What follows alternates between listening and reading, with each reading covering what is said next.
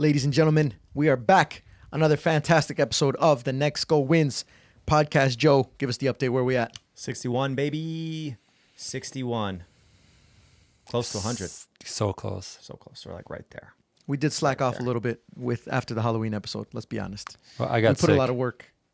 I was sick for a week. I don't want any yeah. excuses, Georgie. I was You know trying why to think, you- I'm like, what took us so long? But then, yeah, you were sick. Do you know why he got sick, Joe? Mm. Do you know why he got sick? I know why he got sick. Because I wore the... Because he wore nothing that day that he came to as Borat, and he got sick. Is that when Um, you started getting sick? No. No. I don't even know. Might It have was been slightly from, after. It was after. Because we went out for Halloween, remember? Yeah. That's what I guess I was thinking of when we went out for Halloween. Is that what got you sick? Maybe. I'm allergic to going out. So, yeah, maybe. You and me both, buddy. It was a fun time. It's been a while since I've gone out. I don't even remember it. Stop. Anyway, appreciate all of you joining us for this episode. There's actually a lot going on. We're going to freeball it today. There's not going to be a pre-cap. Wait, are we live? No, we're not live. Oh, I thought you said we were going to... No, I changed my mind. We're recording. He's all over the place with the idea. We got a guy lot of over here. ideas. Listen, I will say this. Hey. I will say this. Actually, let's get into the shout-outs first because we always do the shout-outs right away. So let's do the shout-outs. What do you got, Georgie? Nothing? Nope. Nobody bought your shout-out this week? Nope. What about you, Joe? Shout out to my boy Alon and his new wife, Emily. They got married over the weekend. Shout out to Alon and Emily. Congratulations. I'm going to shout out Ernesto because he was on the live right before this, and he got a shout-out from you last time. So shout-out from me, which means next week he's going to have to purchase. Joe shout-outs are expensive. They Yeah, are very, expensive. very expensive. I accept Bitcoin. Yeah. Ooh. Or even more expensive now. Are we going to bring the off-the-pitch segment back, which is just something completely unrelated to the game, because Bitcoin is pumping. I'm not even a Bitcoin guy, but I know this is why you guys Bitcoin are is happy. pumping. Just another day in Just crypto. another day. Just another I can't wait $10,000 until day. Georgie- Georgie says there's no emotions in this game. Yeah. I was texting with him earlier. He said, just stay here, man. Stay here. The faster it goes up, it goes down just as fast. That's true. So. But it's getting close to your actual I know, it's kind of cash out scary. limit, right? It's crazy So- because yesterday you said, oh, you're only, 17K away? yeah. And then today, only like 11. 9. All right. So, Because it kind of touched 90, but what is your goal then? You said at 99, what? You're going to cash out completely? That's what you said originally. that's what I Now, said I know originally. you're changing your mind because it's getting closer, but what Yeah. did you say originally? no, I'm saying I'm going to cash out at 99. I said that. As our favorite ex-Premier League manager used to stay. Stick to the plan. Yeah. Stick to the plan. I just want, not to get too much into it, but 100,000 isn't be such a big number to overcome. So I think people are going to be selling in 99, even before that, probably. So will you sell at 99? That's This is why you never win. I swear. This is why you never win. You got to stick. If that was your plan, my Yeah. advice, I disagree with the plan, but if that was your plan, If that was you've the got to plan, yeah. stick to the Yeah. plan. We'll see. We'll But see as what they happens. also say, scare money don't make money. And you know who else sticks to the plan? Big Ainge. And look at how it's worked out for him. What a Exactly. good Georgie thought he might get transition, sacked huh? this week. I mean, dude, that was terrible. I lost money on that game too. God damn. That was not a good week for betting. Don't ever bet on Tottenham, by the way. That's a terrible. It's worse than betting on They your were own home team. to Ipswich. It doesn't matter. You never bet on Tottenham. And actually, I bet on their comeback too. Because I was like, Oh, you doubled down? I doubled down. I always double down. Oh. And they scored. Solanke scored. Delap just slapping you around. I know. And to be Solanke fair, scored with his Ipswich hand. has like given up leads. I think their last game they gave up a lead, Yeah. so they're Yeah. like, And the odds were amazing. So I was like, Solanke should have scored in extra time anyways to draw. So that's what I had. did it come back to a draw? I put draw or win for Spurs, and it was like plus 400 with 10 minutes to go. I was like, dude, this is like easy money. They'll get one. Yeah. They'll get a chance, and it all comes down if they take it. Yeah. And they didn't. So Big Big Ainge Ainge looks like he was a little off unhinged in the presser. Did he? I didn't see it, but I He's did see seen him. it. I saw him walk from the field. Mm-hmm. Some fans said something to him, and then he looked up and he's like shaking his head, and like they were having a conversation. So I don't know. Yeah. anyway, Not an ideal setup. what have you guys been up to though recently? It's been like almost 2 weeks since we've recorded the last episode. What have you guys been up to? I've been sick, so I literally for Monday to Saturday. I just stayed at home. That is no fun. What about you, Joe? It was a little bit more exciting than that. A lot of traveling, huh? Yeah. Traveled with my girls down to Pittsburgh. We played the Pittsburgh Riverhounds. Yeah, your boy Ben Pierman's team. 3-3 draw. Former team. Yeah. Well, no, he wasn't at Pittsburgh. He was never at Pittsburgh. Yeah, he was never. Oh, No, you're no. right. He's with Charleston, isn't Charleston. he? Yeah, Charleston. never Both mind. yellow teams. Both yellow teams. That's what it is. Oh, because Charleston, I think they might have just played the Pittsburgh Riverhounds in the playoffs then maybe. I don't know. Never mind. But we were in Pittsburgh, drew 3-3. That was cool. Then drove home for that wedding I told you guys about. But besides that, I think this was actually after I went and was hanging with you guys. Allie and I went to Michael Jackson, the musical, at the Fisher Theater about a week and a half, 2 weeks ago, which was really, really, really good. Really good. And you got Shabuzi coming up. Yeah, it's coming to the Thanksgiving Day game. Nice. Oh, this side. Was But, the Michael Jackson one, was that live action? It was like an actual like proper musical. Nice. It was Cool, really, cool. really good, dude. Then it's a Broadway musical. That was like to kick off their tour because it's been in New York for the last year or two, I think. And then they started their tour in Detroit. And they're in Detroit for like a month, and then they go to different cities all over the world for the next like year plus. So if you guys ever get the chance to go, Yeah. it is. It was really, really good. Did a Sounds really cool. good job. Javi's all about that stuff. No, but one thing I did start getting into later on in life was going to concerts. I never went to concerts when I was younger. And when I was like almost 30 was when I started going to concerts. Well, 26, 27. Oh, sorry. damn. I was about to say, bro, Sorry, you're sorry, 30 27. now. Yeah, I was gonna say like I'm you mean 31. You just I'm about started to going? turn 32. But yeah, I just kind of recently started going to concerts. Before it was one of those things that I was like, I don't want to spend my money on that. I was never a big I was always like I want to buy like a camera or something instead of like the experience. But now I'm just like, dude, if I can spend 30, 40 bucks on a concert ticket, it's actually pretty fun. No, which is kind of concerts funny. are fun. I get shit for it. Well, I got shit for it from Brittany because I went to one of the concerts by myself. My buddy goes Went to to- concerts. My buddy Josh goes to So concert fun. all the time by himself. And I at first thought it was weird. He goes, honestly, it's actually, you don't. So Like, fun. it's not like you talk to people at a concert. That Yeah. if you're going with your boys, you're not dancing with them. Yep. So it's like you're literally going to listen to the music. So it's really not weird when you think about it. Yeah. So. And I went to a 5 Finger Death Punch recently with Brittany. I took Brittany to that one. That one was good. And then I went to Cody Jinks by myself, and I just Chilled out. chilled out, hung out, sang all the songs, just had a good time. Didn't care. Nobody else. I didn't know anybody else there, so like I really didn't care. It was a good time. Yeah. It's fun. When you I go went by to- yourself, it's I fun. went to. Me and Brittany went to Black Pumas. Black Pumas before they were pretty big. They had one big song that came out, and I remember seeing it on YouTube when they had like 30,000 views on it. Now it's like loads of millions of views and stuff. But that one was pretty cool because tickets were super cheap. Nobody knew about them. And then I went to a couple more, but good times. Concerts are fun. Concerts are fun. The other thing, I'm in this phase now where I'm going all out. I don't know if I'm having like a midlife crisis or what's going on, but I'm just like stretching myself out as much as I can. I'm 5 days into eating healthier, which we talked about. My eating healthy is not really eating healthy, which I've changed my ways a little bit. I've been hitting the gym. I didn't even realize this, but yesterday I went to the gym twice. Went in the morning with the kids and then in the evening as well, just on my own. I've been running every single time I go to the gym, which is great now because I'm finally able to run, which is fantastic. And I'm just trying to see how far I can push it before I just that. I've Great a surfboard update. That's fair. Surfboard update. I am talking to a lot of suppliers now, like loads of them. I'm just messaging everyone I can find on Alibaba, right? And I'm just like, Yeah, sure. Give away your suppliers so people just Honestly, skip you and You then just go right to the it's source. so annoying because first of all, communication kind of sucks, right? Because you're trying to translate everything, and there's very specific things that it's hard to translate. The time sucks because I have to stay up late at night to talk to them because they're only awake when it's nighttime here. And then it's like the one little change that I need, and for whatever reason, it can't be done. Like I want a black metal frame on all of my surfboards. They can only do silver. It can be metal, but it's got to be silver. But if I want the black one, I got to buy 300 more minimum quantity or whatever.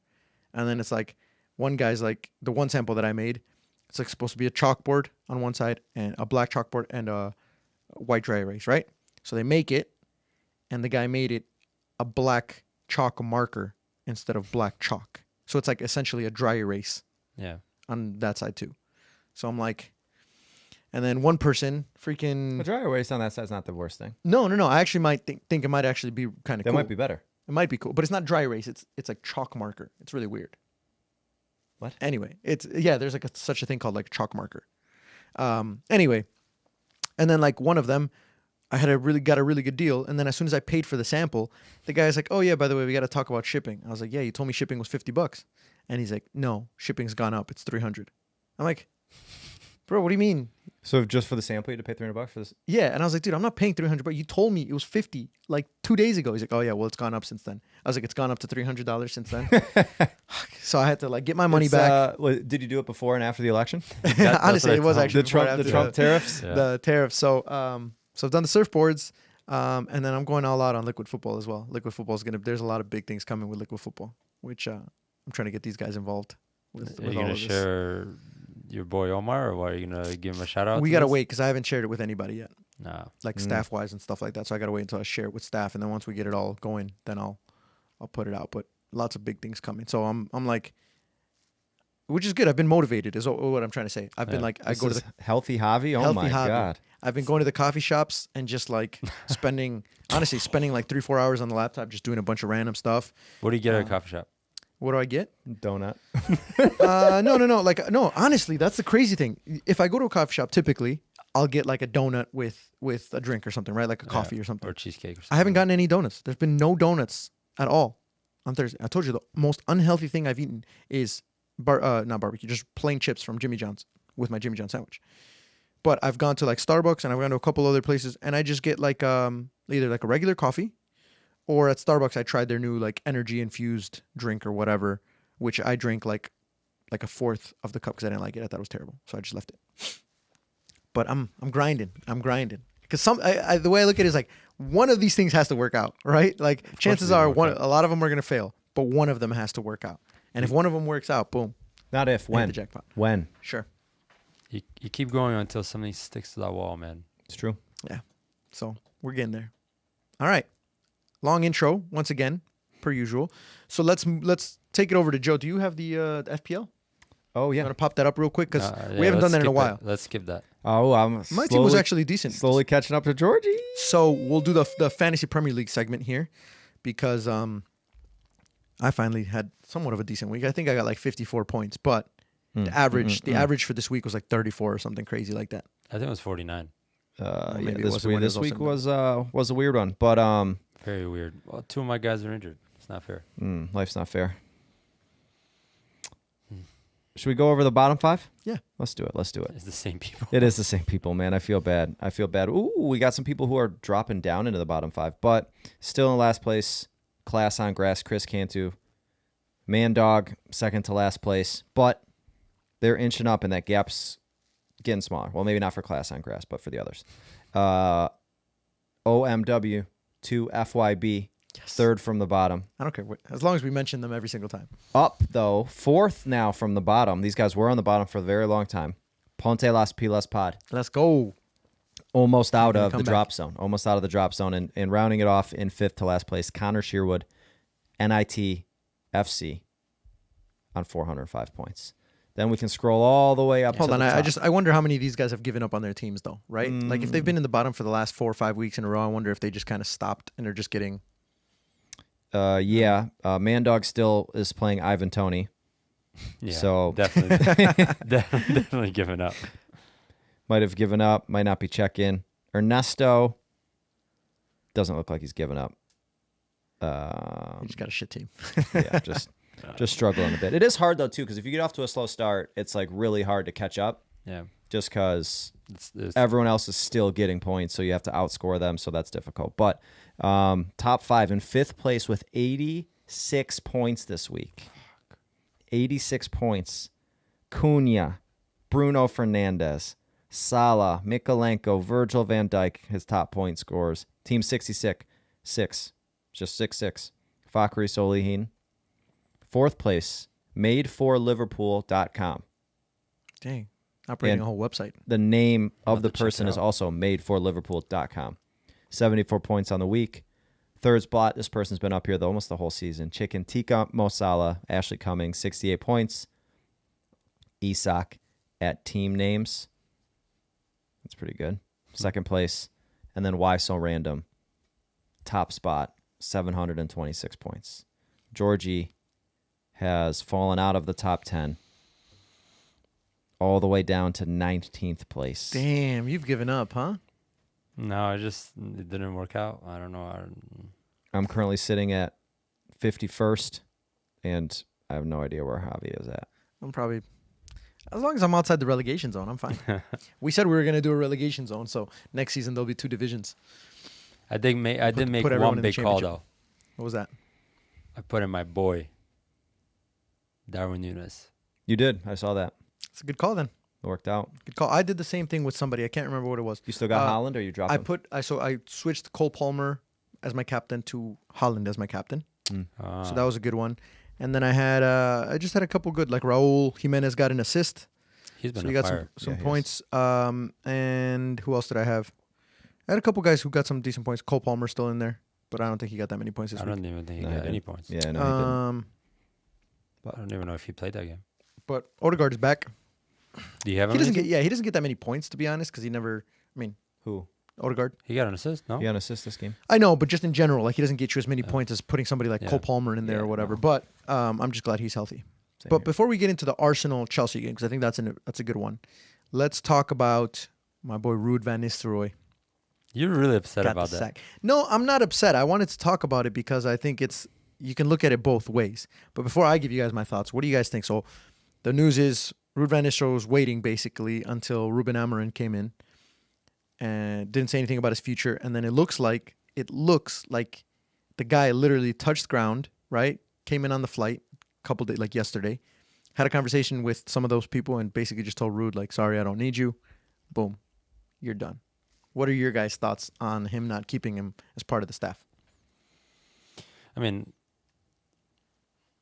it's his own staff. It's not really, like, it's kind of how it goes.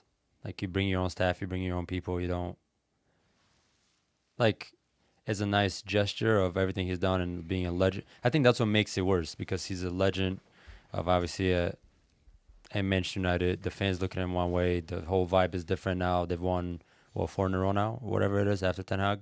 So I think it's like, just give him the chance to be part of it. As a neutral, you kind of want to see that, like, to be given a chance. And obviously, if you're a Man United fan, you want your legend to be part of a staff to potentially take over down the line or learn or whatever it may be. But then when you look at it logically, you have your own staff. It kind of happens everywhere you go. Like, managers go from one team to another. They bring their whole staff. Whoever wants to come, good. They don't really keep anybody from the previous regime on. It's kind of like, it is what it is. I don't know. I'd somewhat agree with Georgie. I think when you look at it from like Ruud van Nistelrooy's perspective, obviously you're probably disappointed, right? Because you enjoyed being there. It's a big club. You've played there. To Georgie's point, you're a club legend. So he'll probably be somewhat disappointed by it. From a neutral's perspective, if you're a Man U fan, I guess, you're probably sad because you wanted to keep Ruud van Nistelrooy at least on the bench, like in around the club, and have him waiting in the wings just in case it doesn't work out. But from a coaching perspective, like, you have to, I think, be clear in the decisions you make and be clear on like what you want and who you want.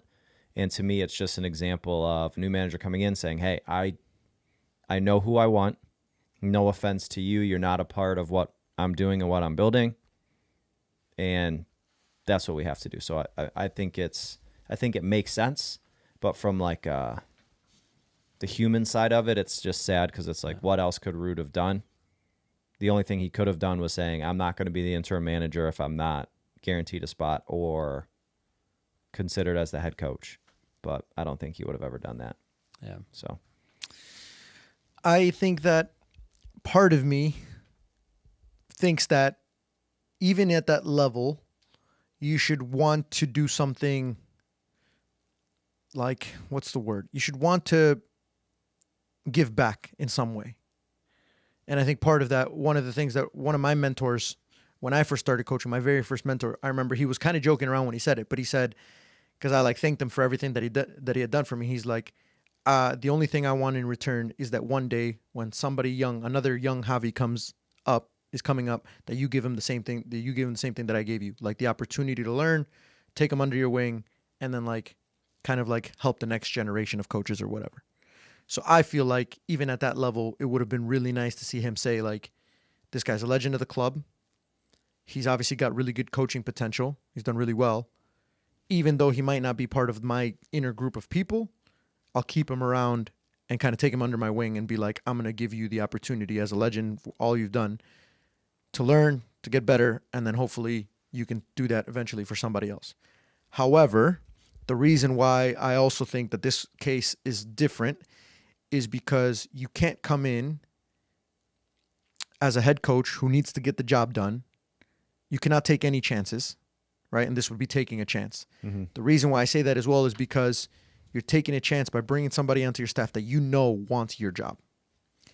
I think it's very important, especially at that level, that as a head coach, you bring in assistants that you know and that you appreciate that do not want to be head coaches, that literally are just there to be your assistants. Yep. Because you never know, like they have a bad run of results. Ruud van Nistelrooy might be thinking like, oh, we get one more bad result and I might be getting the job. You know what I mean? Like you need them to fight until the very end, knowing that if you lose your job, he loses his job too. And that's the best way that he's going to get results out of his assistant coaches and his staff. So in that regard, it's kind of hard because I've been in the room in places where I felt like as an assistant, people wanted the same thing that I wanted, and there's a little bit of a clash there because like even though you're a staff, you don't really work the best together that way because you're kind of competing against each other. And I feel like maybe he would get that feeling from Ruud van Nistelrooy. And I wouldn't even be surprised if he asked him like, hey, in their meeting, like, what do you want? And Ruud's probably like, I want to be a top manager and maybe take over the club one day. He's like, yeah, well, you can't do that shit here because I'm here.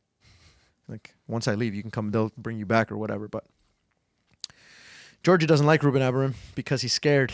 He's worried. Yeah, I like the guy a lot. I just hate that he's at Manchester United. Because he's a good manager. Because he's a good manager, yeah. Yep. That sucks. He did say he was going to play in a style or formation that he knows best. Because they asked him if he's going to play with the back three, with the 3 and the 4 in the middle. And he's like, yeah, I'm going to go back to what I know. And that's how we're going to start. Yeah.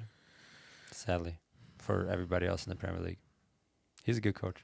He's a very good good manager. And I will tell you what, that formation I have adopted now with both of my teams. I was playing with a 4-3-3, and I was so frustrated. We couldn't score goals, couldn't do anything.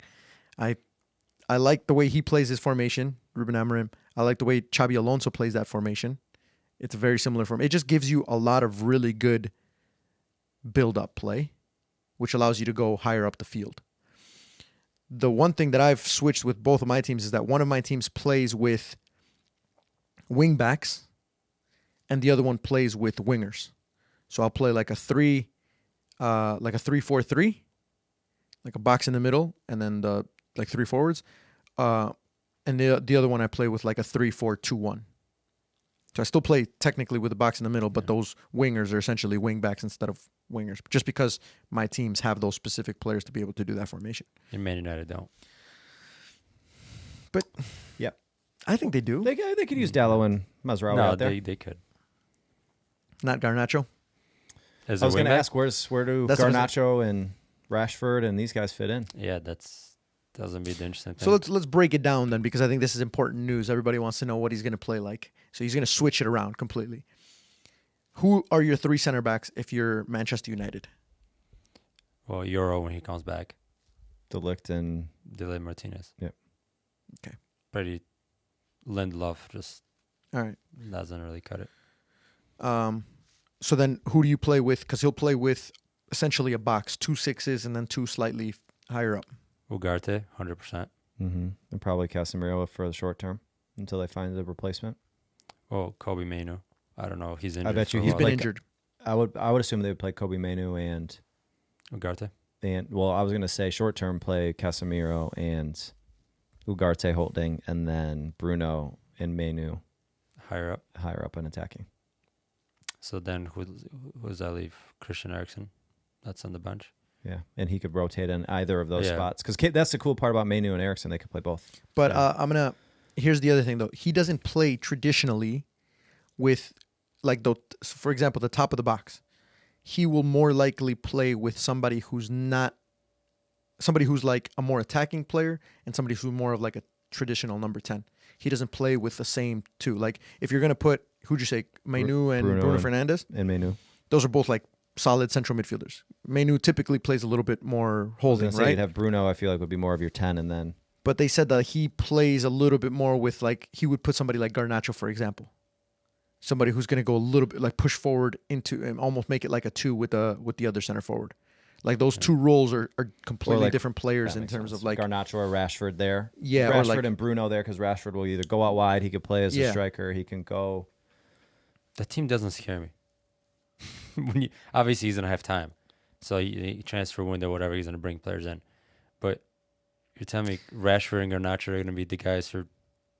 No, but in the long term... You never know. In the long term, he'll find a couple of guys. Like, well, no, that's what I'm saying. Like, right now, he's stuck with the players he has until, well, January. I was going to say, for a month and a half. Unless but he's going to do well for this season, right? He's going to take him out. Let's say if everything goes to plan for him, he's going to take him out of the 13th, 12th spot that they're in right now or whatever, and he's going to take him to, let's say, top 6, 7 by the end of the season. I think that's realistic.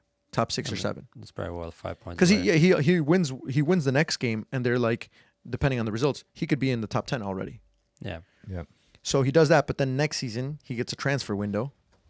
2, because January and then the summer. Right. So 2 transfer windows. He already said in January he's not taking any Sporting players because everybody was asking about like Victor Gyökeres, right? Well, what he also said, what he said there is, I'm coming to get him in the summer. Yeah.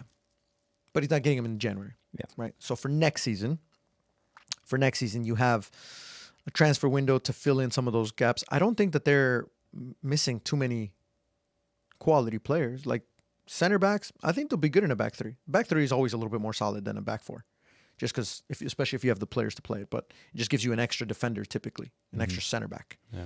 So Lenny Yoro, who's going to come back from injury, and hopefully he's going to be as good as everyone says he is. And then I do like the fact that you have Ugarte, Kobe Mainu. Casemiro's been playing really well, by the way. All the haters. Man scored like two goals in the last like 2 or 3 games. Yeah, but that's never been his problem. Even when he plays bad, he scores goals. Everything else has been the problem of not being able to move around the field when they get stretched out. But I think he had a bad first season. First season? Yeah. He's been bad. He's in his what, second season at Manchester United now? 3rd, isn't it? I think this is second. Sure. Could be wrong. Sure. But anyway, I think he's good. I think he'll be solid. And if not, he'll phase him out. But I think he's still got a little bit of juice in him. Casemiro still. No, got he's a gonna little come in and score headers. That's what he's good at. The guy has like 10 shots a game somehow, all from set pieces. You have Bruno Fernandes, who is a good player when he's in form. He's in form now too. Mm-hmm. Since Ten Hag left, can't stop scoring. It's the new manager bounce. Like, Ten Hag leaves, now we actually have to perform because we can't blame it on anybody else. So, typical Man United style. Ole came in, 10 games, amazing. Everybody, oh my God. Ole taught them everything they know. And then... Well, sure, but that's the difference is that, like, Ole came in as the interim, right? Was he the interim, or did he come straight in? No, he came in. He came in as the interim. He came in as the interim, and they just kept him because they did so well. And right. Then, but that's the difference. So they brought in the interim, which was Ruud. They performed really well because of that. But then they said, now we're actually going to get the long-term manager. Instead of, like you said, it's just like the interim does well because it's the new manager bounce, and then they keep the interim, and then they realize that long-term, that's not the right way to go. Mm-hmm. So now they've actually done a really good job because they've gotten really good results, and now they got the actual manager that's supposed to take them to right before an international places. break too, so that has more time to. I hope instill he what he wants. Absolutely fails. I hope with everything I believe. I just want him to fail so bad. What a hater, man! I am. I hate Man United. I absolutely hate Manchester United. It's absolutely fair. There's as long as he performs the same way as Ten Hag, I'm happy. Oh, I'm all in for that. No, I want him to perform. I am an Arsenal fan, but are you though? Deep down, I am a coach's fan. I appreciate and I support managers, good managers. Shit ones, I can get relegated. I don't care. Now there's a lot of top managers Yeah. And like, there's like what 7 or 8 really, I would say, Yeah, I like it. really good managers in the Premier League. It's going to be interesting fun. for a while. That's why I said it's nice to finally get back to that time where we start looking at the matchups, excited about the manager matchups as well, the tactical battles. Yeah. Do you guys remember the matchups of like Barcelona and Real Madrid when we had Mourinho? And Barcelona was like Messi, Neymar, Suarez versus Ronaldo, Yeah. Bale, and Ozil Benzema. and right? Benzema and Kaká was even on that team for a little. Like it was. And it was Pep Guardiola versus Jose Mourinho Yeah. at one time. Like That's those are the matchups that when they did like all the marketing and stuff, they put their faces on the posters more than they did for the players. Yeah. Similar to, I think we had that era for a little bit in the Premier League when we had, who did we have? Like Sir Antonio Alex and Conte, Wenger. Thomas Tuchel. Oh, you're thinking more recent. Who else did you say? shake I hand. said Sir Alex and Arsene Wenger. No, I'm thinking more recent. Yeah, I know.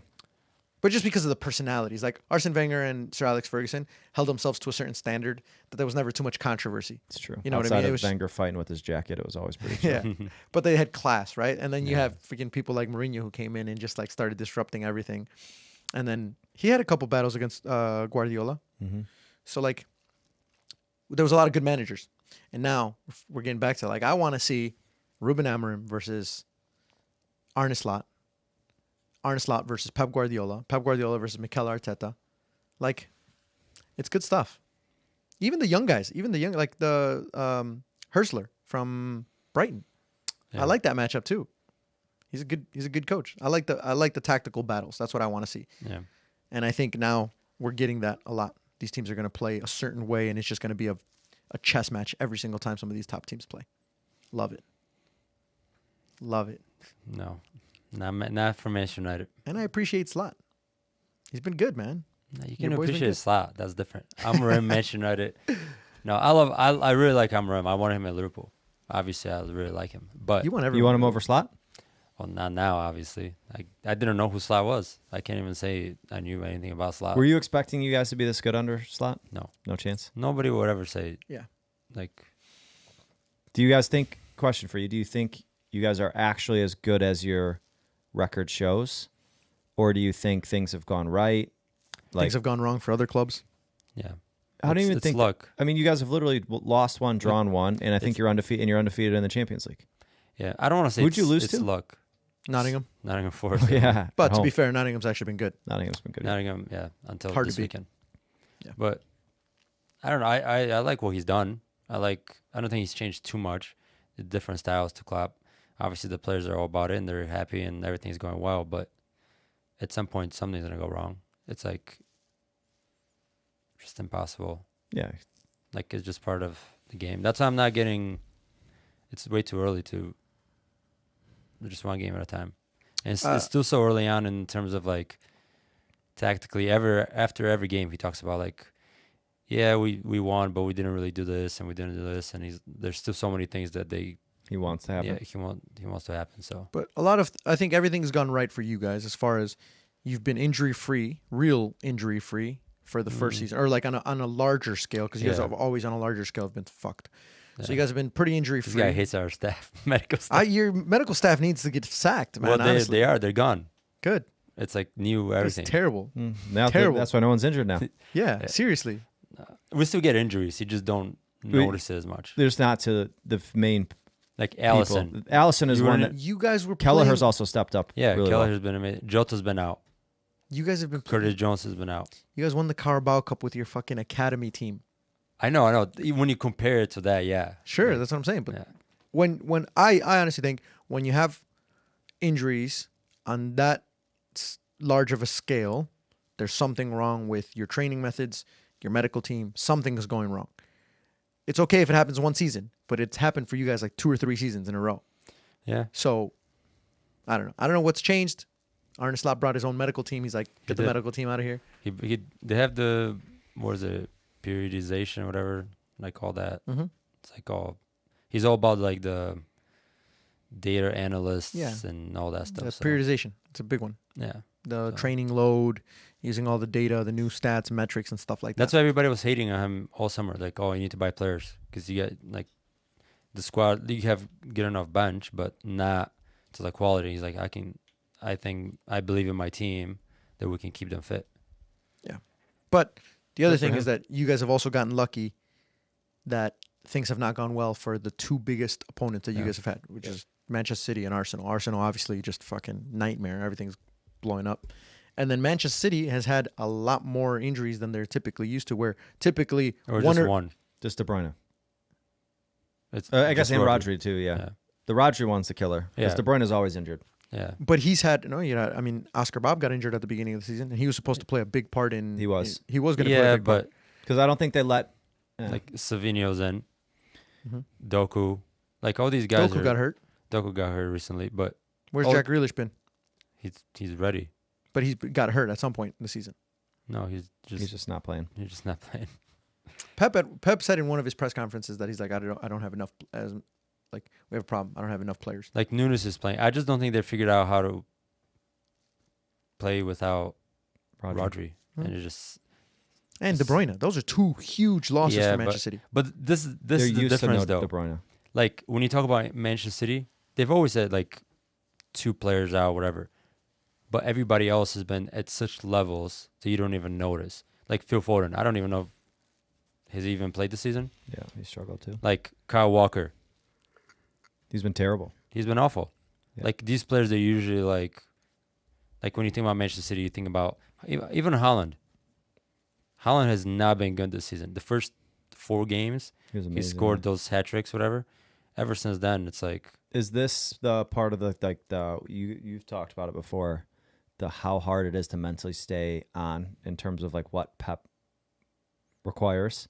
yeah, Like Yeah, is like this specific what for like Kyle happens- Walker, maybe. Yeah, is this like what happens at some point? You're just like, dude, I just can't handle it anymore. Like I need to be chill and like chill out and just and it's normal. It just and happens. kind of like zone out. And then I think you zone out in training, and then it kind of And on top of that, flows the into new the players coming in are not elevating. no, yeah. Because like, Savinho's done He's good the at only times. one really, and it's not consistent enough. It's not consistent to where, like, think about, you get Kovacic rid is of, probably their best player. yeah, which is crazy to think about. Yeah. Like, I don't know. Rico Williams as well. Lewis. Lewis, but yeah. Yeah. Nico Williams. Yeah, Nico. You wish. Yeah, Lewis. He's in my fantasy team. I don't know. It's just like, I just don't think people are stepping up Mhm. to like to their usual standard. And they, like, And they're still in second place, 5 points off. yeah, so it's It's impressive. there's levels to it. Yeah. I think it's part of what Joe said. Like for certain players, like maybe like Kyle Walker. We'll see if he bounces back or not. But like for Kyle Walker, he might be one of those players that he's been so good for so long, but maybe now it's finally like he's been there for a really long time now.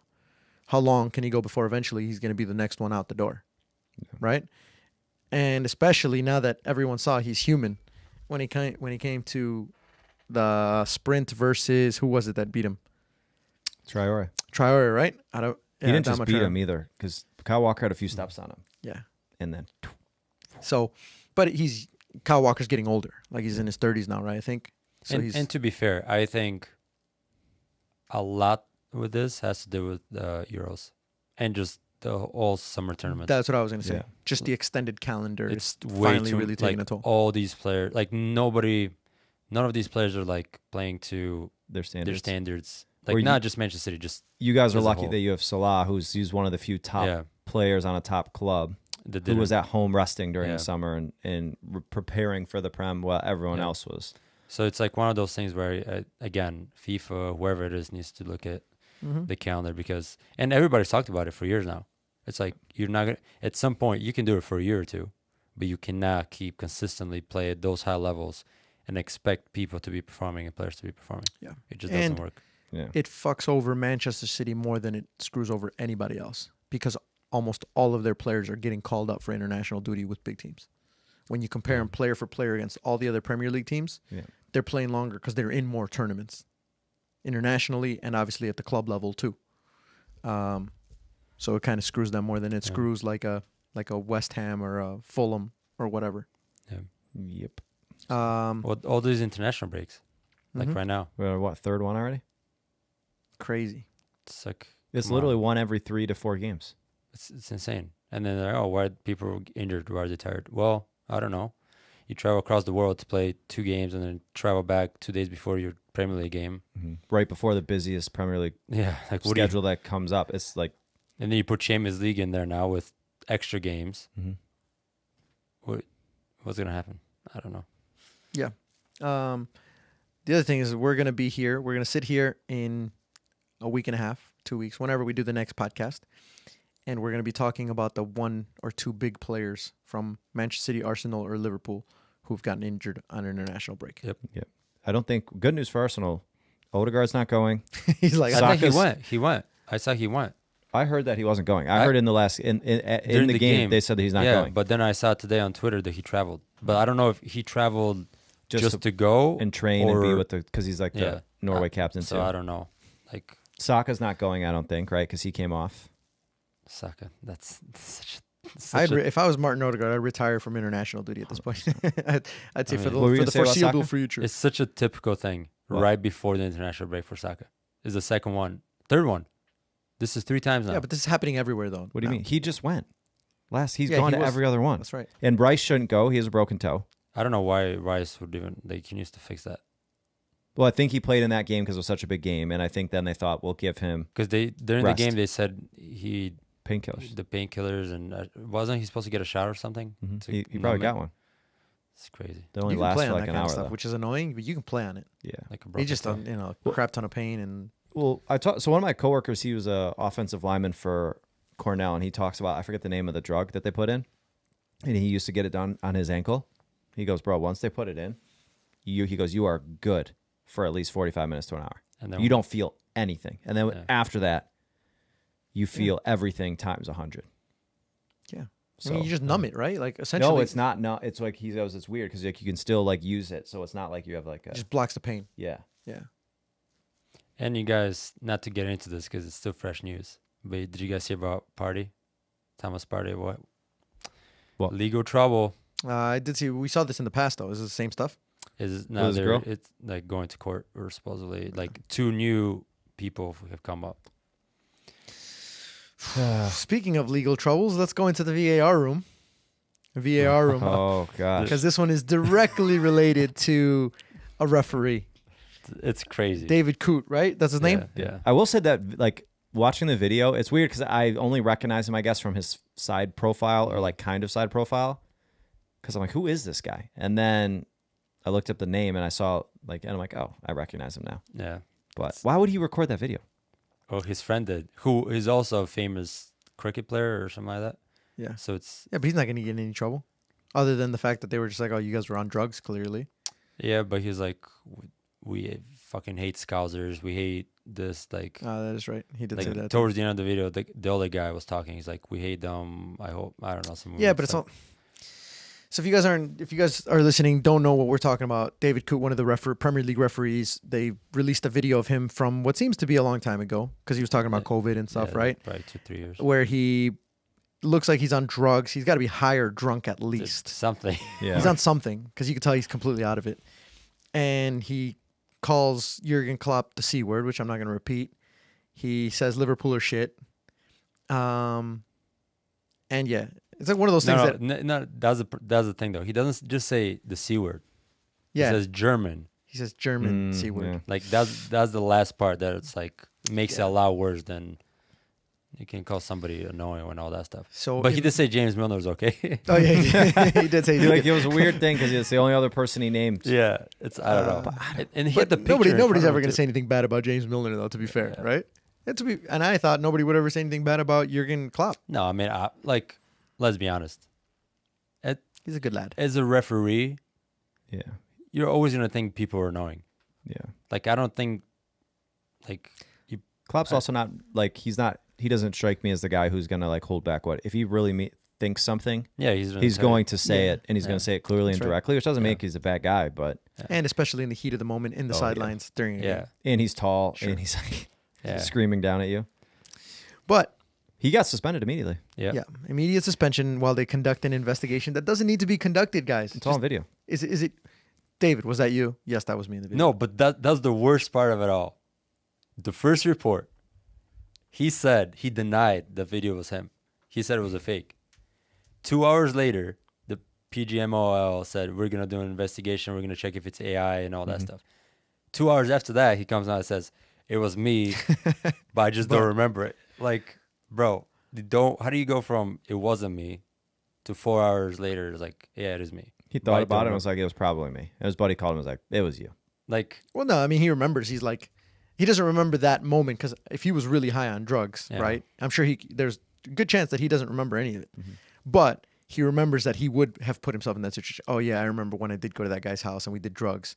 And then I went home and that's all I remember. So, yeah, it was probably in that moment that I did the that. crazy part of how this video came up, a guy that I know, that I follow on Twitter, he found it from a friend of his who's friends with the cricket guy.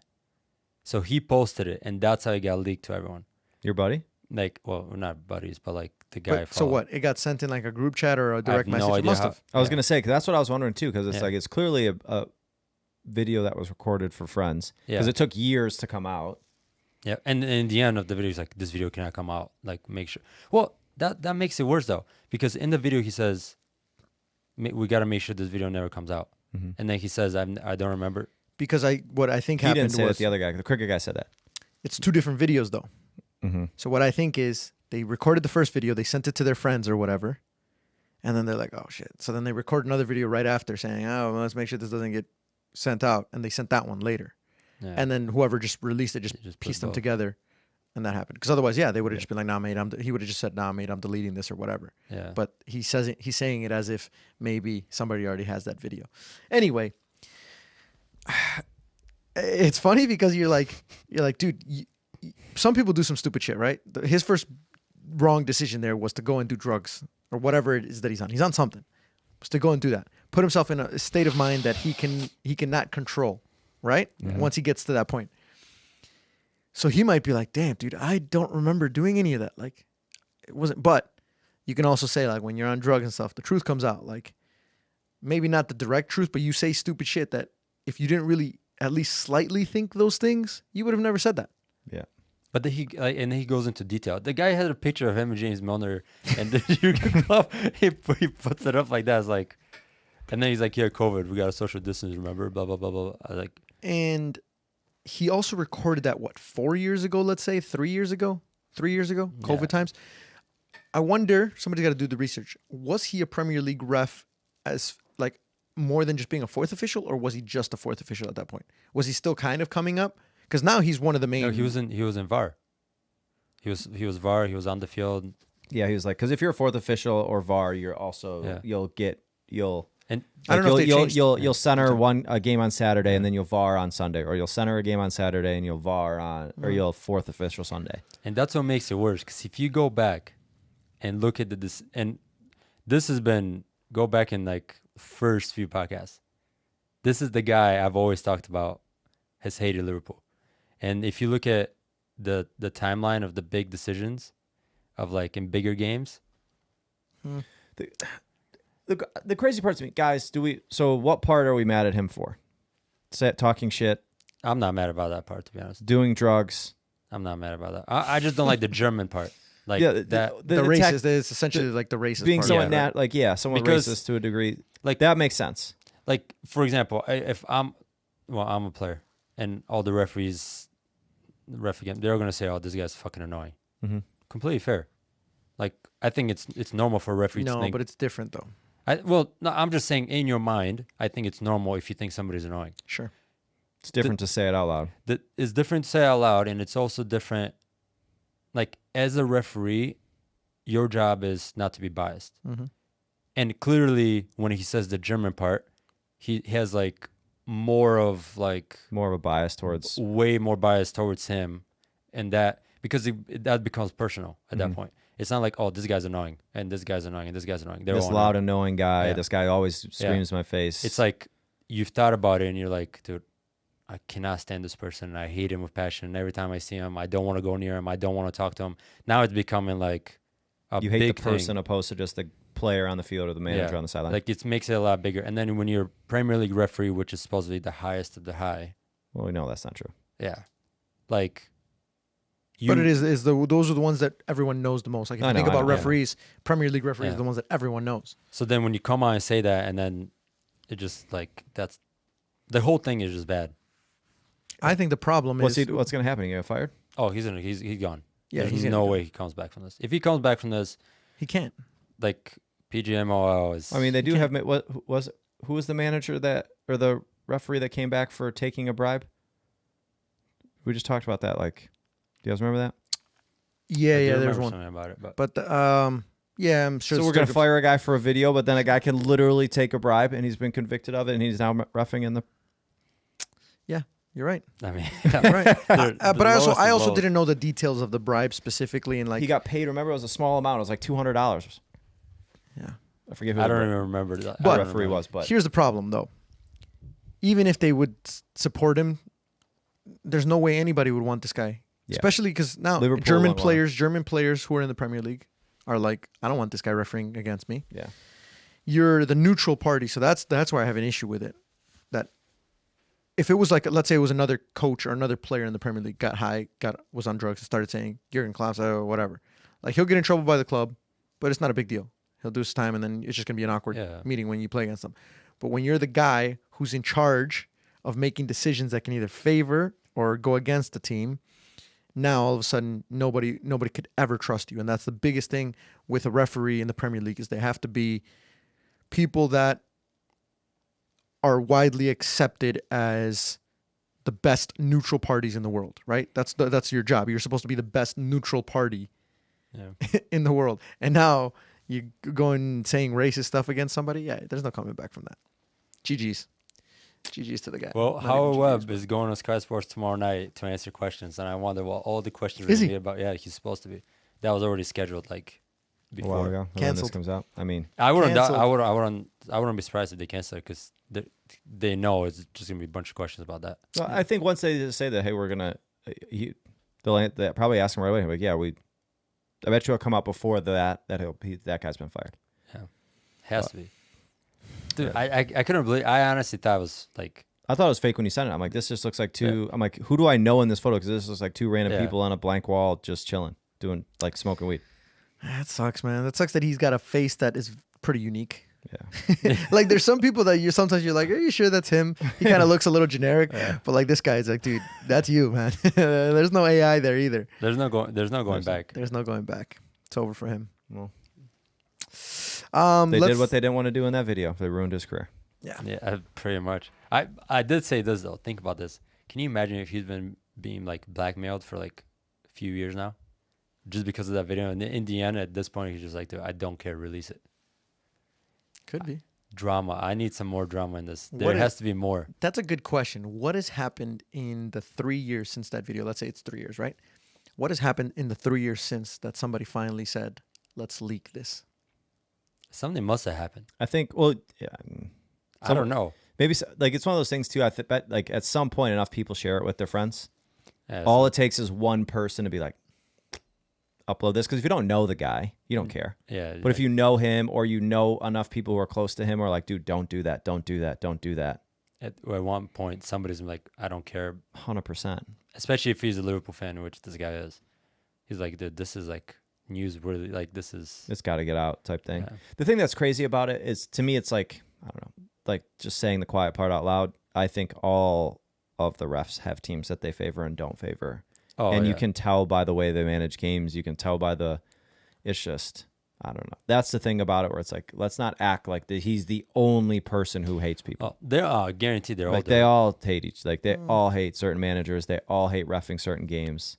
You don't think so? Not that I don't think so, but I think you guys are also being a little bit cynical. I agree. Every referee knows about the game. And if you know about the game and you've watched the game enough, you support someone. Yeah. You're never neutral. So I get that. And I guarantee, like Howard Webb grew up being a Manchester United fan, right? Everyone knows this, right? All the memes of the many. Everyone Like, knows that's it. how can you However, ref in the league if you, I think that's what I think. I think your ability to want to pursue a career that you're passionate about will overcome any bias that you have. it should. Yeah, it It should. should. Like, for example, I coached and played for DCFC, right? If I, let's say, became a referee and refereeing, I was like, man, this is my passion.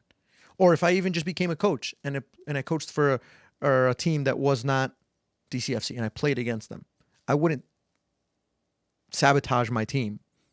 I wouldn't sabotage my job just that's because I used to different, like though, them. Yeah, and you I only like them played stuff for like him for a few. Sure, but it's the same. But you know what I'm saying? Like, you're telling me that you can't find individuals that, because here's the thing. They can barely find individuals who can get calls somewhat right.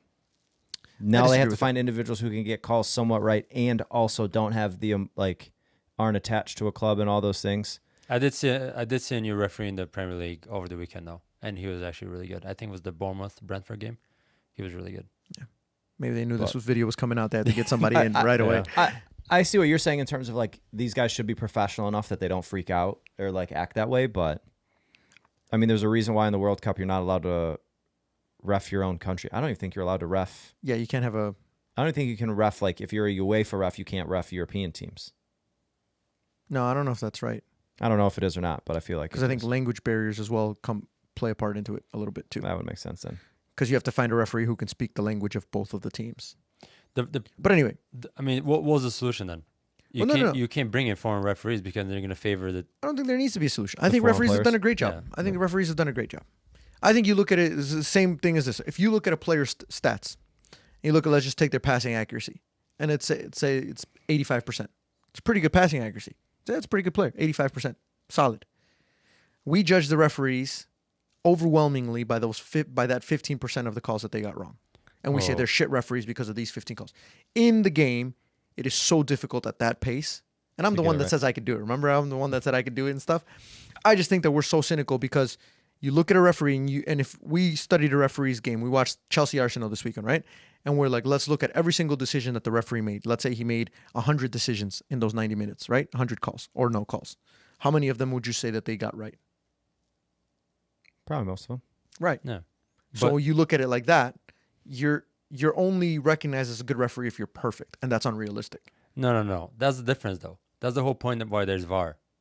You don't have to be perfect. You don't have to be perfect. And on top of that, the problem is, that's what I always said. VAR ruins it for everyone because now you go on camera, you replay it 1,000 times, and half the time they still get it wrong. Yeah. That's the problem. Because you can find, I don't know, you can find penalties, you can find red cards, you can find certain things when you go to VAR. But Like, I get what you're saying in terms of like what that's a valid argument in the percentage standpoint of it. Like, yeah, we only look at referees like when we don't say, hey man, they had a pretty good game, but they got one or two calls wrong. Yeah, but when the one call is like a penalty when it's not a penalty in VAR, that can't say, oh, well, we can't do anything about it. Yeah, That's but the problem. again, if you look at all the VAR calls, they get most of them right. There's the odd one that they don't get right. And you are also fueled by your biases for whatever team that you're supporting.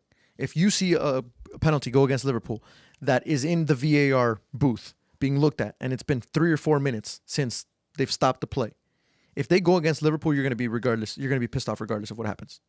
Overwhelming majority of the time. Well, I'm going to be pissed off. And because most of the of the time, if situation. you can count across all of the, I don't know how many games there is in the Premier League season, right? There's hundreds and hundreds of games in the Premier League season. Out of all those games, you can count or you can really identify certain situations that overwhelmingly we can agree as a majority that they messed up. Most of the other ones might be a 60-40 split, 30-70 or whatever, but there's still enough controversy that I could see realistically why they got it wrong on the pitch. Even though they got it wrong, I could see why.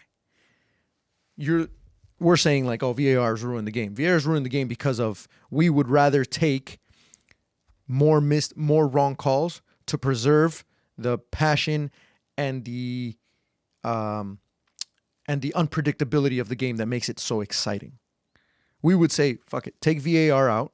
We know we're going to get more calls wrong, but at least the passion of the game and the excitement is still there. When in reality, VAR, we talked about this, wasn't meant to be perfect. It was meant to increase the chances of successful refereeing calls, which it's done exactly that. Fuck VAR. VAR has ruined the game. You're telling me these guys go through a process that's tough to become a Premier League ref. Howard Webb was breaking it down on one of the podcasts. He's like, there's certain referees, right? A certain amount of referees that you start with. You bring it down to this level. You bring it down to this level. You bring it down to this level. And then you think about that. We have, I don't know how many Premier League referees they have. What, 40, 30, 40? Somewhere around there, right? 4 per game. There's Across- 19 games happening every. So you do the Weekend. math and you think, how hard is it to No, it's become? really hard. So hard. So And you're not- telling me that when you get to that level, And now all because of a video, all that work's done. I just think we got to give them a little bit more respect. Like it's not that hard to put your biases. Do they sometimes? I think probably they do have some subliminal biases. Like I think subconsciously, not subliminal, subconsciously, they probably make calls not knowing that they're making them, but somebody who maybe supported a different team wouldn't have made that call. But maybe in their own head, they're like, I don't think. You Think, justify the call after, like, that was the right Right. call. Like you'll call it and then be like, wait a minute, maybe not. I don't think that there's refs who are like, oh yeah, this is a really good opportunity to give Liverpool the, get them to the top of the table over Manchester City penalty. I don't think they do that. Well, no, they don't do that. Oh, you would hope they. Well, they don't give the penalties to Liverpool because McAllister got cleated in the chest by Doku last season. Clear penalty. Who was in the VAR room for that one? I wonder. I'm not gonna say any names, but they were definitely in the video. Are you sure about that? No, I don't know if it's that one, but there's two Rodri handballs that he was on VAR for against Liverpool for penalties. Never given. You might have a case. There's like a whole list. The Van Dijk with Pickford when he tore his ACL. Oh, that was him? You might have a case. There's just a lot of factors. I also think when you do that, you almost referee the other way. Because you're like, I don't want to. Not all the time, but sometimes you do. If it was like public and known that you were maybe, you know what I mean? I just like, think yeah, that's right. if you were like reffing your own kid and it's like, oh, he's reffing his own son, like then maybe you're gonna ref the other way. But if it's like no one knows, like, you're not going to. This is the problem though. It's not even Liverpool. Well, obviously he said Liverpool shame, we hate the city and all that stuff. So maybe it is more than just. But he goes into a game, he sees Jurgen Klopp, he's like, fuck that guy, I'm not going to talk to that prick. I'll go the other way. Automatically, you walk into a game, you're already pissed off because you see the guy. Like, there's no way your emotions don't play a role. And like, It was just the drugs talking, man. Yeah. he He didn't actually mean it. Truth comes out though. Yeah, for sure. You don't say random shit when you're on drugs just because you're on drugs. Some people do say random shit on drugs. I mean, That's Dude, right. let's You're right. You're right. there's a guy on Twitter because Liverpool Everton, he was in the VAR room, this guy. And that was before, like, that was the beginning of the lines when they first started doing them. So at first it was like all over the place. And Mane was onside and he gave it offside and he denied the goal. Liverpool win 3-2 at Everton. And the guy's like, David Cook can do lines at home, but he can't do the lines at I was like, man. oh, man. That's crazy, man. people- the internet will Dude. gobble you up and Dude, spit you out. He's done for 100%. it.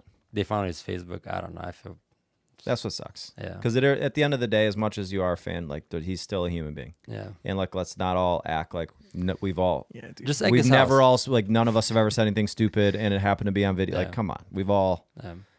I still to this day delete Facebook posts from 2009, 2008. Smart. They're not even bad. They're just stupid. They're just like me being cocky, talking about how good of a soccer player I am, that I'm like the best soccer player in the world. And I was like, dude, you didn't even play. I didn't even play club soccer. I played high school soccer. I'm over here. Side story really quickly. I had a highlight video that I was super proud of coming out of high school. Right? That's the one that I sent to my college and whatever. I get to college, I get to the university, and we're all like, at some point you're like, oh, what's your highlight video look like, right? So we showed each other our highlight videos. I showed these guys my highlight video thinking they're all going to be like, dude, you were like, your class, like this is good stuff. Dude, they tore me apart for the players that I was playing against. Like just laughing at my video, like these are the guys that you're playing against. Like no wonder your video's good. So anyway, yeah, we all do stupid shit. We say stupid shit when we're younger, but you can't say that shit. And even when you say stupid shit, they're saying stupid shit and just being an idiot, and then they're saying stuff that's like, you can't be racist. You can't say racist stuff. Oh, for sure. You're done. That's where it You're draws. done. Yeah. You're done. You can call, like you said, you can call Jurgen Klopp the C word. You can call him an idiot. You can call him whatever. But the moment you bring in the fact that he's German and that's why you're doing it, you're fucked. Yeah. That's what made it the worst for me. Because, I mean, I feel like they all think that stuff anyway.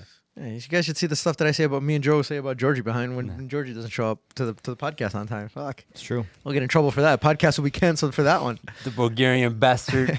Oh. I do think we should give my boy Eddie some airtime because he always gives me shit that he listens to the podcast and we never talk about Chelsea and it's always just I Liverpool. feel like we always talk about Chelsea. We talk about Chelsea. We don't. We have. We honestly we haven't. Recently we have because they've finally gotten a little bit better. Cole Palmer's there. But before that, it was literally mostly just Liverpool. Is that Arsenal, you Liverpool, transitioning Arsenal. to talk about Chelsea? Yeah.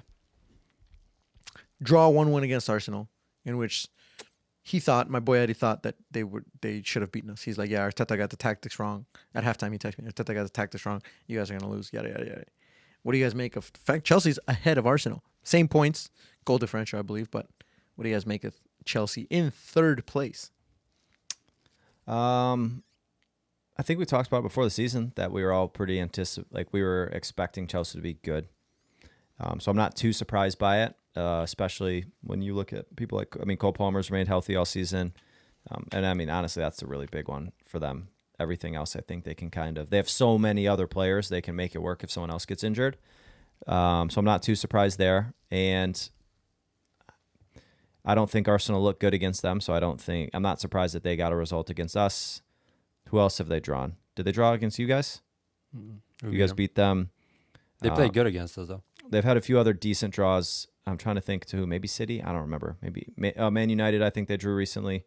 So yeah. I'm not too surprised by it. I will say I think Arsenal struggled in that game. I wouldn't go as far to say that we were lucky to get a draw because both teams missed some pretty clear-cut chances, even though I think the Trossard one at the end would have been offside because I think Saliba was off. But and then we had one called back for Kai Havertz offside. That one was really close as well. It was Kai Havertz one. really, really close. But I mean, I thought it was a pretty even game. I would say probably Chelsea dominated possession way more, and had the ball, and we sat in for most of the game. But that's how we play away, so I wasn't too surprised by that. Are you happy with that result? Or okay, I'm not happy about it. how did you feel before the game? I felt Like, was it a must-win? no. It was you cannot lose, and you better go for it and try and win. And when we took the lead, I was like, okay, we can get 3 points here, and we'll be sitting in a decent spot going into an international break. Odegaard's back, and then their goal really made me mad because it was just a lack of. I feel like we just switched off mentally. I don't know whose responsibility it was.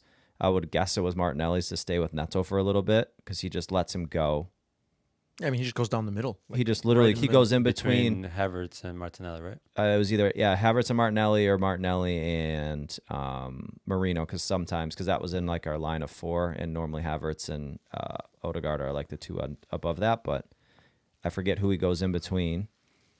So Havertz doesn't pressure the ball. That's who it was. Havertz doesn't put any pressure on the ball. Neto cuts in. So I think Martinelli should have tracked the runner, but we had no one Wide open shot. sitting there. Yeah, and then Timber and Gabriel get close. It was a great shot, great finish. But Pedro Neto, solid signing, man. Solid signing for Chelsea. So good. I don't know. Once it was all said and done, I'm like, international break. Now we have to make up 9 points, and we'll see if we can do it. But a win would have been huge. Javi's giving up on the season. I don't know. Every told you guys. time we on this podcast, Javi's giving up. I told you I know guys. he has. It's so early. What do you mean? So early. You keep saying that, and we keep going into a further and further deficit every single week that we're here. How many games is it? 10 games? It's 11 games or 9 games. When it's all said, I hate. Listen, I'm an Arsenal supporter, but just because I'm an Arsenal supporter, I'm not going to be unrealistic. I'm realistic. We've always had a very unrealistic. I have always felt like, man, we were so close, but we've just never been able to get over the line. This season, I think we're so far away that I just don't see ourselves getting close to the line. I honestly think. Look at how we were playing before Odegaard got injured. We were playing great. Sure. Outside of the red cards, we were playing 6 great. games ago. Yeah, but it's only 3 games. It's 9 points, Georgie. That's not a lot. That's Dude, 3 games. 9 points when you're talking about Manchester City and Liverpool, who are ahead We're of not you. 9 points behind Manchester City. that's Not 9 not- points behind Manchester City. But I think the fact that we're 9 points behind someone. It's everybody If it was- still has to listen, play What each other. if Nottingham Forest had if it's 5 points in January, do you still feel the same way? I don't think it's going to be 5 points. But That's not what I asked you. What? Sure, of course. Yeah, well, yeah. If that's the case, then that means we've made up a lot of ground and things change. You've I made am it 4 telling you. points. What about I'm telling you. What about Yeah, but 6 it's points by hypothetical. January? Hypothetical. What's your point? What's your point? My point is this. No. My point- Like, how many points is too many points? And what's a reachable amount? What? Let's say by January. Mhm. Okay, so by January, if we're not within 5 points, So 4 points away. 5 points. So you're 2 games. No. But what I'm So you're telling telling you me though is Liverpool that has to drop points it's not in 2 just that. games? It's like, listen, if we were playing fantastic and for whatever reason it was just like, oh, we're just not getting that result or whatever. But man, we're so don't good. think we've been unlucky? I think we've been unlucky, which has been caused by our own issues. I do think Wait, Arteta's okay. got a lot wrong this season, to be honest. I think the fact that the players that we've been missing have been important players that have caused us to change our style of play. We're not the same Arsenal that we were in the last couple of years. In terms of our style of play has changed so much now because of the things that have happened to us. Sure, but still it has changed. Odegaard, I think you could tell just the difference that he makes when he's gone and when he's not gone. So I think that helps us out. We don't get the Martinelli goal without Odegaard. Yeah, I think that's you could tell the huge difference that Martin Odegaard makes when he's not there. Being realistic, I just think that we're just not good enough this year. We're not good enough. Things aren't Do you think clicking we as got much. worse? Huh? Do you think we're worse now this year than we were last year? Yes. Yeah, absolutely. Martinelli hasn't found his form in a long time. And now he's getting further and further out from that. Well, he just scored. He also missed a really good opportunity. Yeah, but And he doesn't seem confident to me. Martinelli doesn't seem confident. He doesn't seem like the answer there. Trossard I hate when people do that. Hold on. Trossard has burnt out a little bit. Like Trossard Yeah, last season before was fantastic in terms of like coming off the bench and getting us something. Big moments. Big moments. He hasn't been that, right? We're bringing in like Marino, for example. I think he's going to be a good player, and I think he's actually played pretty well. I just think that it's still like almost like a transitional phase for him to like really perform for us. Gives the ball away too much for me sometimes. Agreed. In dangerous spots. And like I said, we've gotten unlucky, which plays a part. And I think we've also caused some of the issues ourselves. So it's like, oh, well, we had red cards. It's like, yeah, but we fucking caused those red cards. You can't Right. say the Trossard one we didn't cause. That one was harsh, but it's still a red card. And I think in those situations, we talk about this. It wasn't like the referee's a complete idiot. It was that in that game, you have to be smarter. You have to be a little bit smarter. We're not going to go into that situation. I'm just saying we've caused a lot of our own. We have caused pain. a lot of. I don't know. I just look at it like if one of those two games goes differently, either the Liverpool game, the City game, in terms of like the City game was a last minute goal from John Stones. You guys scored in like the 75th, 80th minute. Yeah. All of a sudden you're looking at 7 points, and that's one drop game away from them. Over the next, like they're going to drop points. You guys have only dropped points in 2 games. Yeah, Forrest and you guys, right? Yeah. They've literally only dropped points in 2 games. Do you think that they're going to finish this season dropping points in what? We're a quarter of the way through the season in 8 games? I think Liverpool I think probably is going to win the league. It's so early. so Yeah, early. you say that it's so early. We're almost a third of the way through the season. We're a quarter of the way. Yeah, it's like, how many games is it? That's 38 games. 38 We're Yeah, we're like 11, 27 more games. 10. Yeah. All right. These next Sure, two, it's I guess early, we're almost it's early, these it's next early. 2 months to me are very important. That if Liverpool's still sitting 9 points clear in January, there's a high likelihood to win the league. Keep in mind, we were sitting 8 points clear of fucking Manchester City in March, Yeah. and didn't win the league. Mm-hmm. I just think I don't even think about Georgie's playing the humble card though. He's like the I don't want to No. get excited. I don't want to get excited. I don't want to get excited. I don't want to jinx it. I don't want to jinx it. Well, year. he's smart. Orange He's is- smart to not play. Like no one should be freaking out. Sure. Like, Any of the top 5 teams or 6 teams could win the league still, I think. anyway, I'm going back to the Martinelli point. I hate when people do that. Oh, he scored 1, but he missed another one. He doesn't seem confident. He hasn't.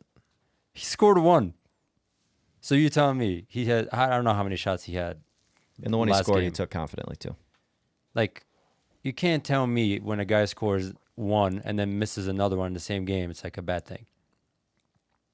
Like, before the game starts, Martinelli has 2 shots, scores 1. What do you say? Yeah, he had a good game. Yeah. Sure.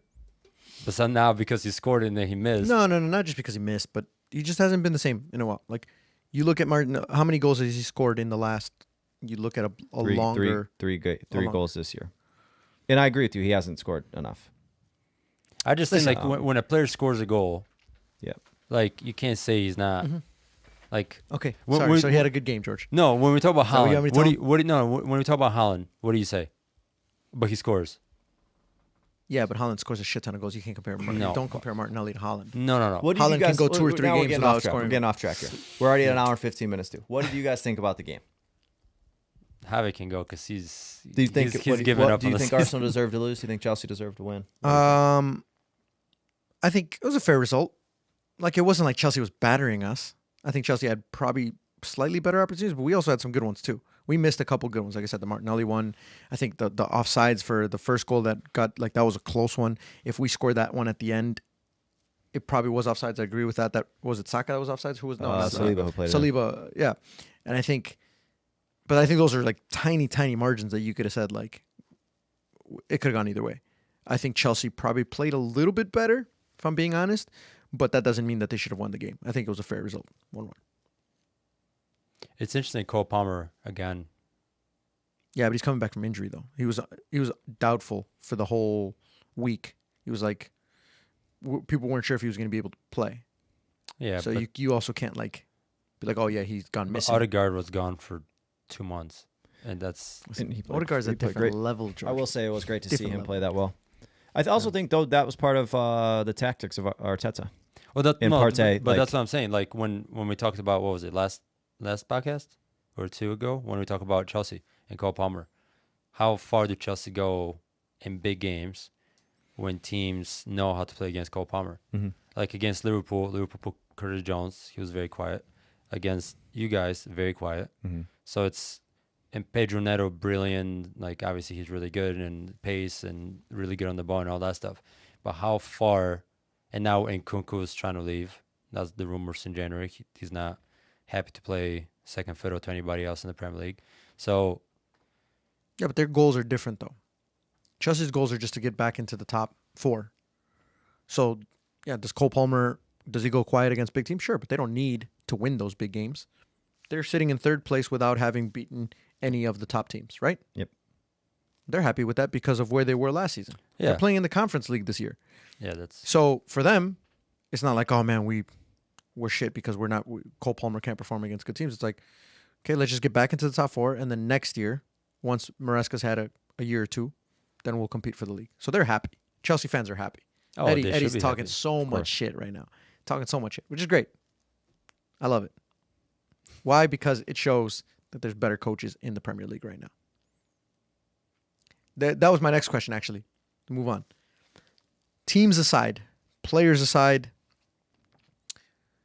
who is the best? Who do you guys think is going to be the most successful manager in the next 5 years? Or not even the most successful, but who do you think is the best manager in the next 5 years? You have So you have Ruben Amorim, you have Enzo Maresca, you have Arne Slot, you have Mikel Arteta, you have Pep Guardiola. Pep won't be here next year. The one I'll say is not Pep for sure. Okay, but those are good managers. Yeah, but like Amorim, we haven't even seen him kick a ball yet. Arne Slot, like you, Slot and good. Maresca. He's good. Slot and Amorim. Maresca, they've played 10 games in the Premier League, 11. Yeah, and look at how fucking Yeah, huge but- difference that it's made. It's Maresca's so- made a but huge again, difference. we just talked about it. It's a new manager bounce too. Like Yeah, it's so as much early. as it seems like they're the new managers, and this is their first 11 games. Tactics. Okay, tactics. My boy, Tactics. Iriola. Tactics. Go. It's like Ruud Van Nistelrooy would be the one that fits into that, where you're like, oh, it's a new manager bounce. Because he didn't have time to change tactics. But also tactically, you got to understand too. I do think there's something to. It's hard to play against a manager who you can't scout that much. So like if you really think about Arteta, him playing Manchester City is drastically different than him playing Liverpool right now, because he has obviously he coached at Manchester City, but taking that off the table, he's coached against Pep for so long. And Pep has also coached Manchester City for so long. You can see where their patterns of play are. Where Arne Slot, you don't have as many games to study that. Does that make sense? So like going into the season, before the season, I'm assuming the coaches would have an idea of like, hey, when we play this team, we're going to do this. When we play this team, we're going to do that. At least to an idea. Then we're going to watch their games leading up to it and really form that. You had nothing to anticipate off of Arne Slot. Unless you go back to what he's done at a prior clubs, and then you're like, is he going to do it the same thing? Is he going to do it differently? Maresca, same thing. So tactically, I don't know if that's. But what I'm saying is though is that the reason why I think that they're good coaches is because No, they are.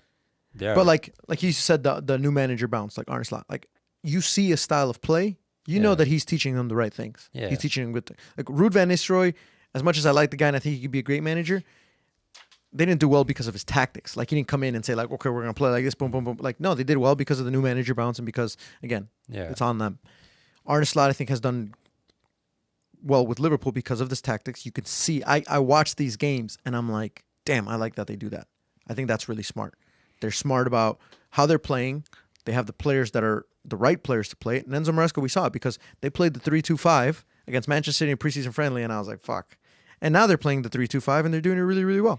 Yeah. So I'm not saying that they don't have tactics. What I'm saying is that like both you can still have a new manager bounce because they are still within their first quarter of a season.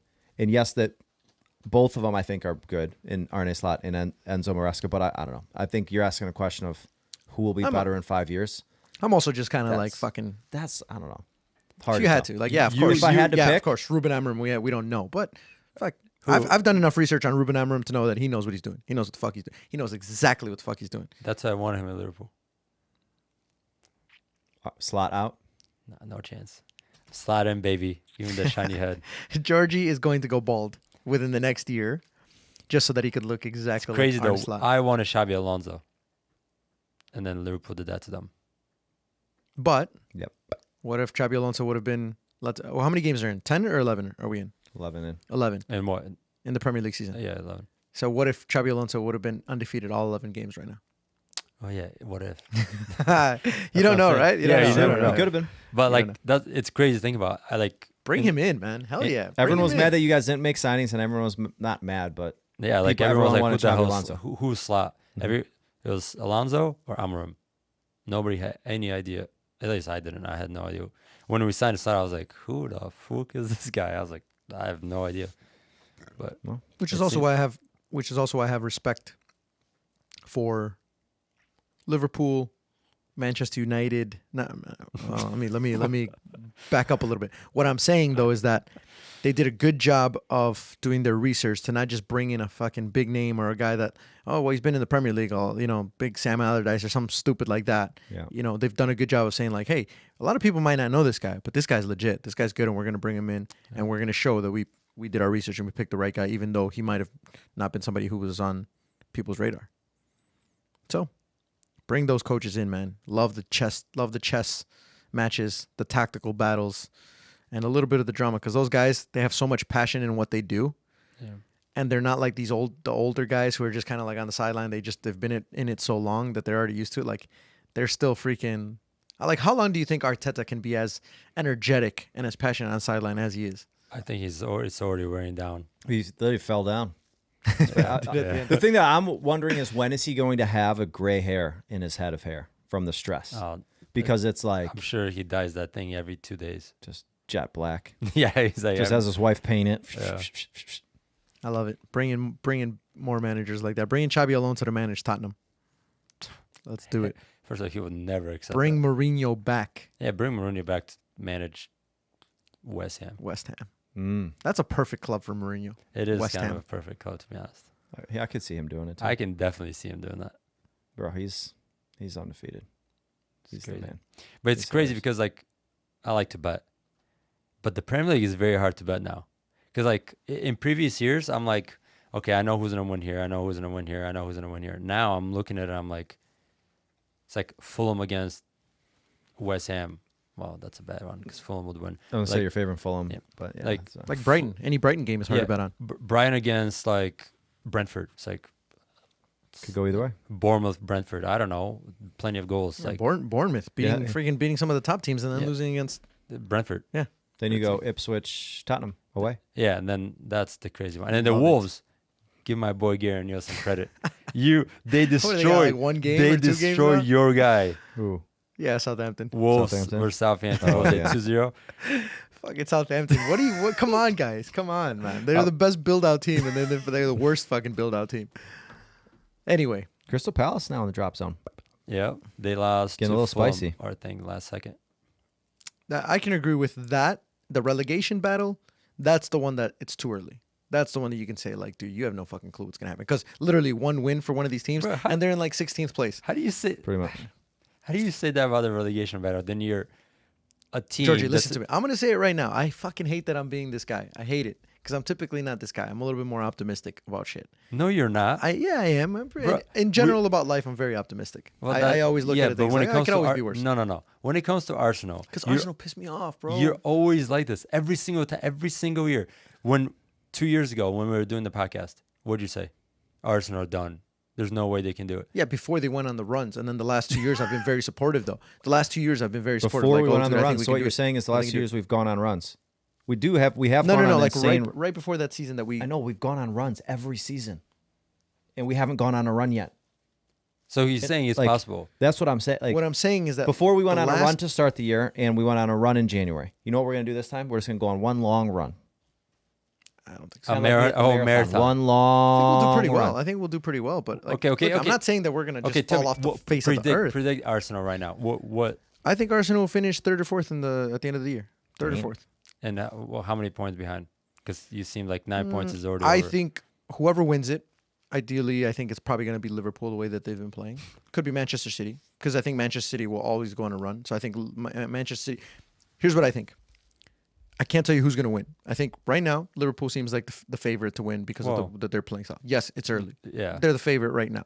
Mhm. I think it could be between Manchester City or Liverpool, one of those two. I don't think there's another team in the Premier League that's going to win. So I think it's between Liverpool and Manchester City. I think the battle becomes Liverpool, Manchester City, more than it becomes Arsenal with those two. So I think those two might run off just a little bit, and then Arsenal You or think Liverpool will continue to run, and City's the only team that has what it takes to get close and catch them? or I think like Liverpool might fall off. Right, Liverpool might have a bad stretch of games. Manchester City jumps them, and then Manchester City wins comfortably by 3 or 4 points ahead of Liverpool, and then maybe Arsenal are like 1 or 2 points behind Liverpool, for example. I think those are good situations that will realistically happen. I don't think I know what that we're- Javi's doing here. I'm not. No. He's I'm being, he's trying to reverse jinx the shit out of Arsenal now. listen, at the end of the Premier League season, we're gonna sit here. Oh, we are, and We're you're gonna be so fucking sit wrong. here, I can't wait. And you guys are gonna be like, He's not even gonna be able to say if Arsenal wins the league, he won't even celebrate because he'll be wrong. I'll be like, fuck, no. That's but, the shitty part about your. but you take guys are right gonna be now, like- Javi. It's a lose-lose because if we win, you lost, no, if we and win, if we lose, I would love won. for Arsenal to win the Premier League. I think that would be fantastic. I would be fucking over the moon. I would go celebrate. We'll do some shit. I don't know. We'll go TP somebody's house. David Coots house. We'll go. No, I was no. thinking to get the. That guy's gonna be off the face of this earth by that time. He's gonna go to some remote island and just Yeah. live the rest of his life there. Look, at the end of it, this is what's gonna happen. My honest prediction: Arsenal are gonna be finishing the Champions League zones. They're gonna be sufficient points behind whoever the winner is that we're gonna be like, oh man, we didn't lose it. Like we had lost it from a while back, from a little while back, or we were never really challenging. You guys are gonna sit here and you guys are gonna tell me, well, no shit, but it was way too early for us to be able to tell. And I'm gonna be like, I know, you guys said that, but I'm telling you what's gonna happen at the end of the season. And that's what's gonna happen at the end of the Good season. news is this is recorded. Yeah, like Good news, this is recorded. Sure. It's gonna be fun. What, man? I'm being honest. I'm not gonna sit here and bullshit you because I'm an Arsenal fan. I like. I don't you think do we the have- opposite. I like unhealthy Javi better. Healthy Javi's. I need sugar. He's losing it. I need some sugar. So Sure. okay, let's say for argument's sake, you are right, which you're clearly not right. But let's say you are. Where does that put Arsenal season? Do you count it as a failure? No. I think we've also set. I wouldn't say we've set unrealistic expectations for ourselves, but we've performed ahead of where we thought we would be 3 years ago. If you told me 3 years ago that Arsenal would have finished second, what was it, second, and No, it was like seventh, second, I think, or something. 6th, 7th, second. Well, this is sure, but the like right before the first year that we did really well, so it was 2 seasons ago that we did really well. if you would have told me before that season, because it was one of those like, are we going to sack Arteta? Or we're still in the same fucking shit place that we've been you in were for the last Arteta out, I remember. Yeah, because we were I was 6 or never 7th Arteta that out, year. by the way. I was never Arteta out. He I'll was tell you that. Arteta out. I was bet he never. was. He's bullshitting. He was Bullshitting. Arteta I out. was never Arteta. I was always Arteta in. And then Arteta got second. He's like, I'm Arteta in. No. But if you would have told any Arsenal fan, here's the projection for the next 3 years, we'd be super happy with that. We'd be like, yeah, sure, it would be nice to win a Premier League, but how far off we were back in after the Arsene Wenger era that we would have been like, we're okay with that. I don't think it's all like a failure because I think we have the right tools. Maybe still missing a couple pieces, but I think just a fresh start will be better for us. I think we're a little bit too far in where I'm like, fuck, I don't think we can turn it around, even though it's early. But Champions League is still really good. 3rd, 4th place, I think would still be really good. And I think projection for the next 3 or 4 years after that, within those 3 or 4 years, we win the Premier League. Any chance we win the Champions League? I do. This is what I did tell Eddie. I do think there's a good chance that we win a cup this year. Because I'd agree with that. We're a hard team to beat. yeah, And especially over 2 legs, that's the advantage of the Champions League for us. Like, we're a hard team to beat, especially over 2 legs, especially at home. I think there's a good chance that we win a cup. I'm not gonna go and say we're gonna win the Champions League, but fucking if we win the Champions League and we finished 5th, I'll take it. absolutely. Well, as long as so question, and I would assume this would happen if you won the Champions League, but you also finished in the relegation zone, you would be relegated. Yeah. Correct, but you still But then play you would Champions be in the League. Champions League as a championship team. You'd be in the championship and the Champions League. I wonder if that's ever happened. No chance. That's no. Well, unless point deduction No. somehow. Yeah, but that's That probably might not happen to City this season. Yeah, it might happen to see. We also could be champions next year. Twice, right? If Manchester City get the points deducted and all that No, stuff. because it won't be for the past 2 years. Oh shit, that's right. It Yeah. doesn't count for us. It's so it's stupid. it's certain. It's the Liverpool one and Manchester United. I think, I don't even and know. Yeah, Chelsea, I think won. Chelsea. I don't know. It's like random years. So dumb. Oh well. All right, I think that's it for today. Well, yeah, you've clearly given up on I've- the Premier League at this point. All right, guys. We'll see you episode 62 next year, 2025, around August time, right when the Premier League season's kicking off, because Javi's giving it up. He's No. he's I'm still phoning an it Arsenal in. supporter. I'm just being realistic. I think it's important. We can't just sit here and say things that we don't believe in just because we support certain Obviously, teams. tries so And bad to Georgie's jinx it. being fake as fuck right now. I'll tell you that right now. What? Georgie's being fake. You know why? Because How am I you're being playing fake? this whole like I Oh, don't want to 'cause- jinx it. I don't want to jinx it. I don't want to jinx it card. Because on Twitter, he's like, "We're gonna win the Premier." No, on Twitter, I'm the exact. No, I've said the same exact But thing. you're on a Twitter. little too calm for where you should. A real like an outside observer would be like, yeah, Liverpool's playing really well. I think we have a really good chance. I of never winning said the we're Premier not playing well. I know, but you're like, it's too early. You don't want to say anything because you don't want to jinx it. Let's be honest. You don't want to jinx it. No, that's not it at all. Every year I sit here and I tell you, all the first 10, 12, whatever games, it's way too early. Like you can't tell me you win a Premier League after 10 games. Sure, but where's the fun in that? Well, I don't know. The fun's We'll just- in the, next- he's gonna next say year the we'll fun just- is winning in the Premier League. Next year we'll just start the podcast 15 games in. No, you And can then we enjoy a have some- game. You can enjoy where your team's at. I'm very happy where Liverpool's at. But who in their right mind thinks about winning this or that 10 games in? Javi, because he thinks about losing at 10 games in. Oh, guys, it's all.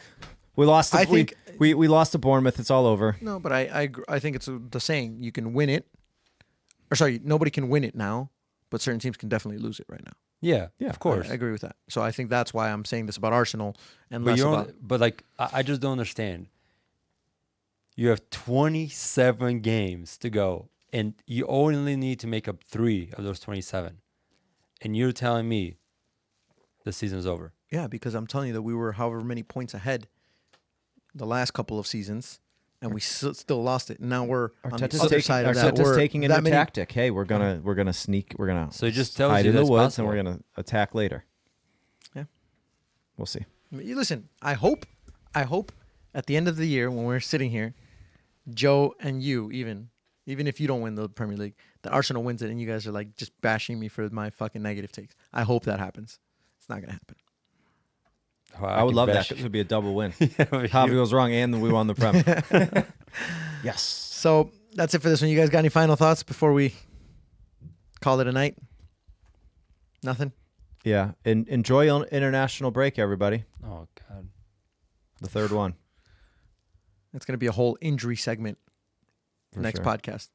Injury updates coming to you soon. Appreciate it, guys. Thank you for joining us. We will catch you in the next one. Peace.